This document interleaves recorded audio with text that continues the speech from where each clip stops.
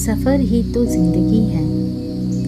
मंजिल की तलाश में निकले थे, आँखों में कुछ सपने लिए, अनजानी राहों पर बढ़ चले, दिल में उम्मीदें लिए। कई मीलों का सफ़र था, कहीं नदियाँ, कहीं पहाड़ मिले, कहीं झरनों की गूंज मिली, कहीं जंगलों की राज मिली। घने जंगलों के बीचों बीच एक पतली सी पगडंडी थी, अनजानी थी, फिर भी जैसे वो मंजिल की सच्ची साथी थी। उसी पगडंडी को थामे हम धीरे धीरे बढ़ते गए, कभी थके कभी हंसे, फिर भी साथ साथ चलते गए। रास्ते में फूलों ने रोका, तितलियों ने रंग बिखेरे, पक्षियों ने गीत सुनाए, पेड़ों ने बाहें जैसे घेरे। कहीं नन्ही जीव, कहीं बंदर, कहीं पेड़ों की गहरी छाँव। हर मोड़ पर कुछ नया मिला, हर पल में बदला मन का भाव।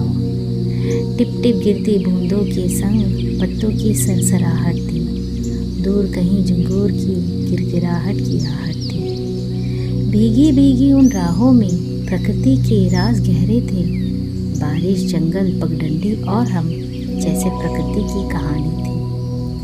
तब लगा जिंदगी भी तो ऐसे ही है, कभी चढ़ाई, कभी ढलान, कभी राहें आसान मिलती है, कभी मुश्किल होता हर कदम। पर जैसे उस जंगल में पगडंडी ने राह दिखाई, वैसे ही जीवन में भी उम्मीद दिशा दिखाती है। और जब पहुँचे दूध सागर, सामने जल की धारा मिली, पर्वतों से गिरते उस झरने में मन को जैसे शांति मिली।